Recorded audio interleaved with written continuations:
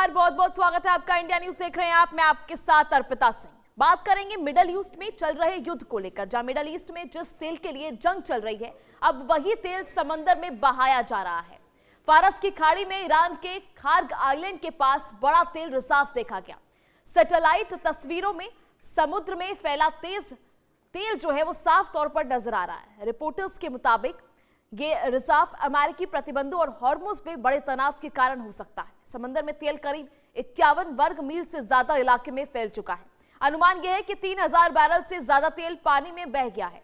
क्या ईरान जानबूझकर तेल को समंदर में बहा रहा है? क्योंकि अमेरिकी प्रतिबंधों और नौसैनिक दबाव की वजह से ईरान के तेल निर्यात पर असर पड़ रहा है। कई तेल टैंकर फंसे हुए हैं और देश के पास तेल स्टोर करने की जगह कम पड़ रही है।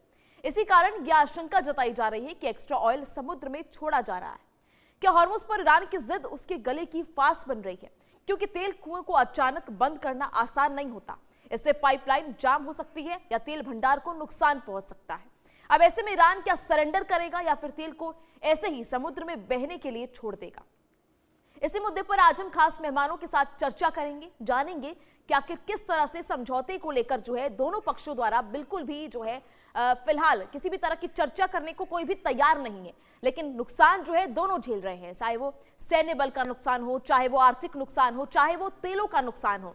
तेल आयात और निर्यात में जितनी परेशानियां ईरान को झेलनी पड़ रही है, उसके हिसाब से फिलहाल उन्हें समझौता कर लेना चाहिए था। ऐसे में दोनों पक्षों द्वारा 14 पॉइंट्स का प्रस्ताव जो है वो भी रखा गया था।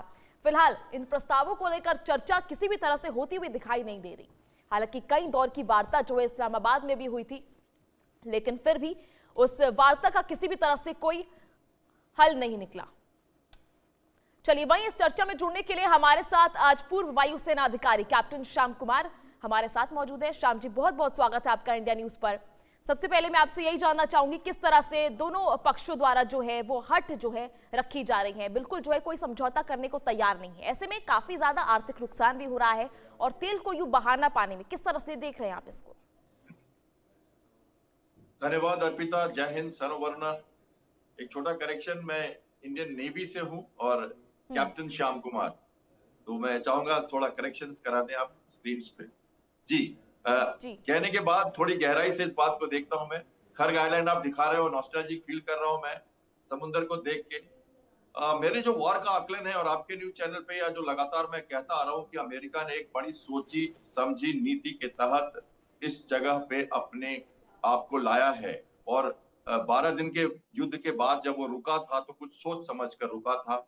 एडमिरल ब्रैड कूपर को बैठाया गया सेंट्रल कमांड के चीफ के रूप में, जो एक नेवल ऑफिसर हैं, और उसके बाद उन्होंने 40 दिनों का एनिलेशन किया, जिसको मैंने अपने आकलन में जहां जहां भी लिखा मार्च के महीने में, एनिलेशन को मैंने सॉफ्टनिंग द बीच कहा। मतलब दुश्मन को पूरी तरह से तोड़ना पहले, ताकि जो आइलैंड्स हैं, जो पारस की खाड़ी का पानी है, इसके साथ जो आइलैंड्स हैं, ऑयल रिच प्लेटफॉर्म्स हैं, जो बंदरगाह है, उन सब पर नकेल कसा जाए और ईरान को धीरे धीरे ब्लीड कराया जाए। इस रणनीति के तहत इजराइल को अपना टारगेट, ग्रेटर इजराइल, उसको अलग छोड़ दीजिए। गल्फ का टारगेट पूरा का पूरा अमेरिका का, मिडिल ईस्ट कंट्रीज के साथ, और चुपचाप गठबंधन जो अंदर का है, यूरोपियन यूनियन नेवल फोर्स का, नाटो को फटकार लगाते हुए। साथ साथ आप देख रहे हो कि यूरोपियन यूनियन नेवल फोर्सेस, चाहे फ्रांस हो, ब्रिटेन हो, बहुत सारे मैं बातें करता हूं उसकी, ये सब की पूरी तैयारी की अमेरिका ने, और ऊपर से कुछ दिखाया और अंदर से लंबे वार की तैयारी के साथ यहाँ पे आया है। अब मैं इसलिए ऐसा कह रहा हूं कि जब वो अटैक हो रही थी तो लोग ये नहीं समझ पा रहे थे कि जब ये युद्ध रोक के वो दूसरे एक्शंस करेगा तो वो कैसे करेगा, और उसकी तैयारी ज्यादा मेहनत वाली थी, ज्यादा लीड टाइम लगा उसमें, जो ब्लॉकेट किया गया। इसके लिए बहुत बड़ा जमावड़ा किया जाता है, एक बड़ा जमावड़ा है। इसको भी मैंने समझाया अपने आर्टिकल्स में लिख के, और मिडल ऑफ मार्च से कहना शुरू किया था। यूएई की भी बात थी कि यूएई का एक बड़ा रोल निकल के आया। तो मेरे हिसाब से मेरा आकलन बिल्कुल सटीक और वहीं जा रहा जहां होना चाहिए था। अब मैं बात करूंगा ईरान को क्या हो रहा है और ये तेल के जो खतरा देख रहे हैं आप। उन्होंने इस्लामाबाद में मीटिंग बुलाई, और जिस दिन मीटिंग चल रही थी इस्लामाबाद में, जेडी वैंस और वहां सब मौजूद थे उस समय, 2 डिस्ट्रॉयर उनके एक रास्ते से यूएसएस पीटरसन और मर्फी खाड़ी में घुसे और बाहर निकल गए। 2 बातें दिखाई उन्होंने, एक कि एक रास्ता है जो माइन से क्लियर है और हम उसको जानते हैं, और दूसरा कि अगर तुम अटैक करते तो ट्रस्ट टूट जाता, जो इस्लामाबाद में मीटिंग थी उस पर इफेक्ट होता, इसलिए उन्होंने अटैक नहीं किया आईआरजीसी ने। तो दो फायदे हुए यूएस नेवी को, पहला कि पॉस्चरिंग दिखाना, दूसरा एक रास्ता दिखाना, और तीसरा ये कहना कि इस रास्ते से आया जाया जा सकता है, कॉन्फिडेंस बिल्डिंग। और उसके बाद उन्होंने सीज फायर करते हुए लगातार प्रोजेक्ट फ्रीडम लॉन्च कर दिया, और प्रोजेक्ट फ्रीडम को लॉन्च करके अगले दिन बंद कर दिया। ये दूसरा पासा फेंका अमेरिका ने। उसने कहा कि मैं अच्छे काम के लिए अंदर जा रहा हूं, मेरे शिप्स अंदर गए, तुमने अटैक कर दिया उसके ऊपर, तो ट्रस्ट तोड़ दिया, सीज फायर तोड़ दिया। और ये भी दिखाया कि फिर से शिप्स जा सकते हैं, और एक कतार के टैंकर को उसने स्कॉट भी किया। तो ये सब दिखाने से क्या हुआ कि वो वर्ल्ड को कह पाया कि मैंने ब्लॉकेट ईरान पे लगाया, पूरे खाड़ी के जो फंसे हुए जो देश हैं उनको निकाल रहा हूं, अच्छा काम कर रहा हूं, तेल की जो कीमतें उनको रोकने की कोशिश कर रहा हूं, ईरान को ब्लीड कर रहा हूं और किसी को नहीं। ब्लॉकेट के ये सारे कानून हैं जिसको मैं अभी नहीं डिस्कस करूंगा, पर इतना समझिए ये दूसरा पासा है। और तीसरी बात, फ्रांस और ब्रिटेन के शिप्स जो आज नहीं चले, ये 2 महीने पहले से चल चुके थे। और Charles de Gaulle air defence cover दे रहा था मेडिटेरियन में इजराइल को पिछले 50 दिनों से। मैक्रोन जो उनके प्रेसिडेंट है वो साइप्रस विजिट करके गए थे 9 मार्च को, और शिप में आए थे, कैप्टन से मिले थे। ये सारे बातें विजिबल हैं, मीडिया में हैं। तो ये कवर दे रहा था। अब वो स्वेज कनाल से होते हुए अरबियन सी में आ रहा है। इतना बड़ा कैरियर आने की जरूरत क्या दूसरे देशों? जापान भी भेजेगा, दूसरे शिप्स भी आएंगे। ये क्या करेंगे? ये आके कहेंगे मुझे खाड़ी में जाने दो, मैं तो न्यूट्रल शिप्स हूं, मुझे तो करने दो ये फ्रीडम ऑफ नेविगेशन। ईरान अगर इनके ऊपर अटैक करता है तो वो फंस जाएगा फिर से। तो ब्लॉकेट चालू रहेगा, अमेरिका पीछे बैठा रहेगा, ईरान को तंग करता रहेगा। उनका 78 शिप को उसने रोक रखा है, अभी ऑलरेडी उनको पकड़ा है। और आप जो ऑयल स्टोरेज की बात कर रहे हो, ये इसलिए हो रहा है कि वो निकल नहीं पा रहे। जो न्यूट्रल शिप्स आएंगे, ये यूरोपियन यूनियन नेवल फोर्स के रूप में काम करेंगे, और भी शिप्स धीरे धीरे आएंगे और ये कहेंगे हम न्यूट्रल हैं। लेकिन जरूरत पड़ी, ध्यान रहे, जरूरत पड़ी तो ये ऑफेंसिव पॉस्चरिंग में आ जाएंगे। मैं ऐसा इसलिए कह रहा हूं क्योंकि operation Aspides, operation Atalanta, operation prosperity guardian, ये सब 2024 में हूती के अगेंस्ट में इन्हीं लोगों ने मिलकर चलाया था। तो इस बात को समझना थोड़ा मुश्किलात लगती थी लोगों को। आज के दिन में अगर आप आकलन करेंगे तो नहीं समझ में आता। आगे मैं आपको बताता हूं आपके प्रश्नों का उत्तर। फिलहाल इतने से शायद हम आगे बढ़ सकते हैं। जी ठीक है श्याम जी, बहुत बहुत माफी चाहूंगी पूरी टीम की तरफ से डेजिग्नेशन को लेकर। इसी के साथ हमारे साथ विदेश मामलों की जानकार श्रुति दास गुप्ता भी मौजूद है। श्रुति, कैसे देख रही हैं आप इन सभी तमाम चीजों को? लगातार समझौते को लेकर जो है बात होती है, लेकिन फिलहाल किसी भी तरह से विराम को लेकर खबरें सामने नहीं आती। ऐसे में तेल को लेकर जो है एक भारी नुकसान ईरान झेल रहा है। दबाव जो है वो साफ तौर पर दिख रहा है, लेकिन दिखाना नहीं चाहता कि ईरान जो है वो इकोनॉमिक शॉक के अंदर है। अभी नहीं, जो पिछला युद्ध हुआ था उसके बाद से और भी ज्यादा, क्योंकि उसके काफी रिसोर्सेज, इंफ्रास्ट्रक्चर इम्पैक्ट हुए थे। और उस समय से उसके अंदर एक तंगी, पहले ही उसके अंदर इन्फ्लेशन बहुत ज्यादा ही थी, और भी ज्यादा मार्केट एक्सेस जब ब्लॉक किया गया। तो आप अगर जनवरी का विद्रोह देखेंगे तो उसके अंदर भी सबसे पहले शॉपकीपर्स ने ही विद्रोह किया था, क्योंकि उनके बिजनेसेस जो है वो प्रॉफिट मेकिंग नहीं रह रहे थे, उनकी जीविका चलानी मुश्किल हो गई थी। तो ईरान जो है वो अपना इंटरनल जो क्राइसिस है उसके चलते वो एक प्रोटेस्ट हुआ था, जिसके अंदर बाकी लोग अपने अपने इरादों के साथ उसके अंदर जुड़े थे, और वो एक बड़ा मोड़ लिया था। और रजीम ने इसके ऊपर बहुत सख्त हाथ लिया था। और जहां तक हमें पता है कि अली खमेनी जी ने खुद ही अपना जो है एक बार बयान में कहा था कि जो 2-3 हजार लोग मारे गए हैं वो इसीलिए मारे गए क्योंकि वो एंटी ईरान थे, मतलब एंटी नेशनल थे। तो उन्होंने एक बार ऐसा एक बयान दिया था। तो इसका मतलब ये तो जरूर है कि जितने भी हजार हो, चाहे वो 2 हो, 3 हो, 4 हो, या उससे भी ज्यादा हो, हजारों की तादाद में लोगों की मृत्यु इसलिए हो रही है क्योंकि इकोनॉमिक क्राइसिस बहुत ज्यादा है वहां पे।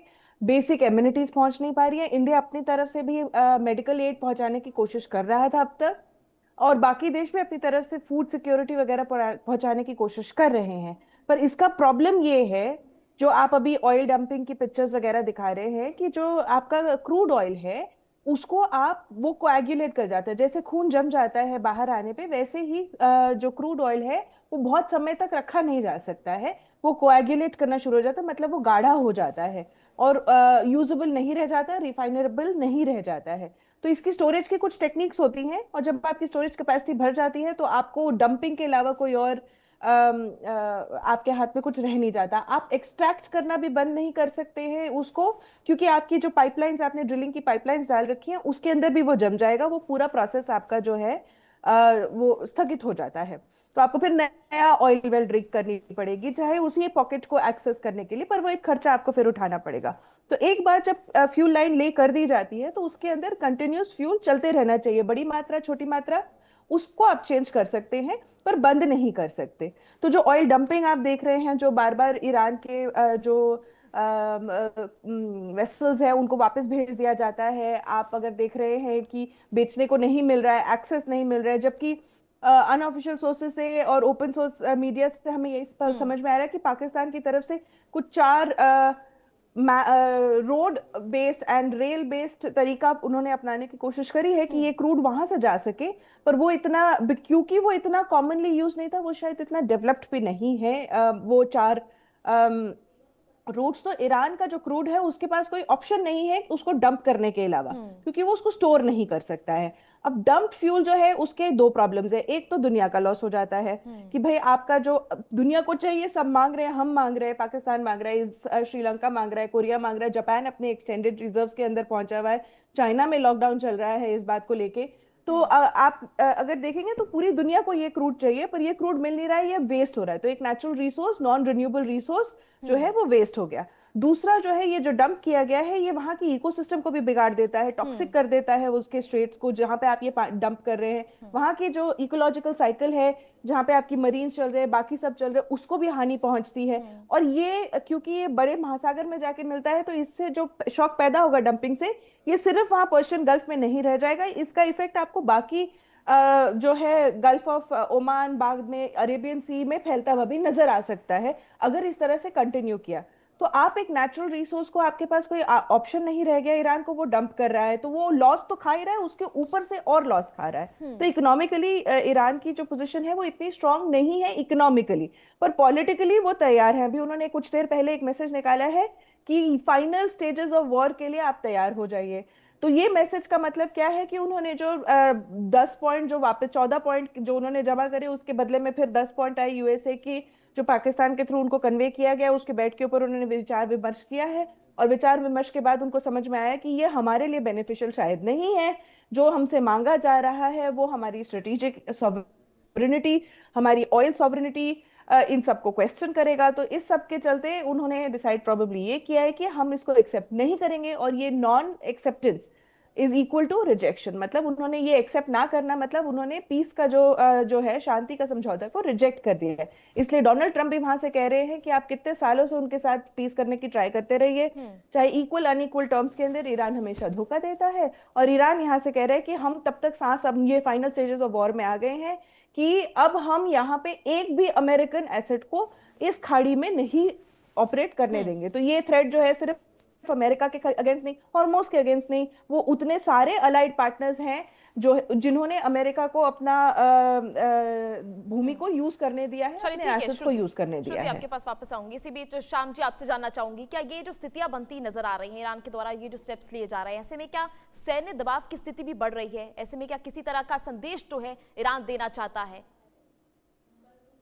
बिल्कुल, देखिए, सबसे पहले मिलिट्री एग्रेशन, उसके बाद डिप्लोमेसी, और उसके बाद फिर से मिलिट्री एग्रेशन।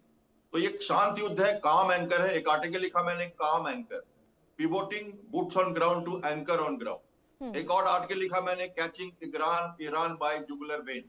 ये आर्टिकल्स मैंने मिड मार्च में लिखे, आपको ये अच्छा लगेगा सुनकर। ये सारे चीज अवेलेबल करके मैंने बताया कि अमेरिका जो लड़ रहा है एक बहुत ही, और बैडन ने इसकी तैयारी की, लॉर्ड ऑस्टिन ने इसकी तैयारी की, जो उनके सेक्रेटरी ऑफ वॉर थे, 21 से 25 तक पूरी तैयारी की गई थी इसकी। ऐसे सडनली ये सब नहीं हुआ। इतने दिन तक अमेरिका पहले नहीं लड़ा इस तरह से आके, और ग्राउंड पे नहीं जाएगा। उसकी मिलिट्री डॉक्ट्रिन चेंज हो चुकी है, ग्राउंड टेरर ऑन वॉर को चेंज कर चुके हैं बाइडेन। और ये मिशन बेस्ड डिप्लॉयमेंट, चाहे वेनेजुला हो, चाहे यूक्रेन हो, चाहे ये हो, पूरे देश वर्ल्ड में अब ऐसे ही जाएंगे। उन्होंने मना कर दिया है कि हम कहीं भी रुकेंगे नहीं, हम टैंक तोप के साथ कहीं जाके स्टेशन नहीं होंगे। आप इसको समझिए, इस डॉक्ट्रिन से अमेरिका लड़ रहा है। ये ट्रंप नहीं लड़ रहे, ट्रंप अपने पुराने राष्ट्रपतियों की लाइन टो कर रहे हैं। इसको कई लोग नहीं समझते थे, लेकिन अब धीरे धीरे समझ में आ रहा है कि कहीं पे निगाहें, कहीं पे निशाना, कैसे ये वॉर लड़ा जा रहा है। नेवल डिप्लॉयमेंट की बात करें, मैं एयरक्राफ्ट कैरियर का पायलट हूं और मरीन स्पेशल फोर्सेस का पायलट हूं, और ऐसे ऑपरेशंस जब किए जाते हैं उनकी बहुत बड़ी तैयारी होती है। चलिए ठीक है, 8-10 यानी कुल हजार मिलाकर किलोमीटर देखा से जाए तो श्याम जी फिलहाल युद्ध जो है रुकने की स्थिति में नहीं है और आने वाले समय में ये चीजें जो और भी ज्यादा गहराती हुई नजर आ सकती हैं। चलिए, समय का अभाव है, आप दोनों का बहुत बहुत शुक्रिया इस चर्चा में जुड़ने के लिए। चलिए, खबरों में आगे बढ़ेंगे।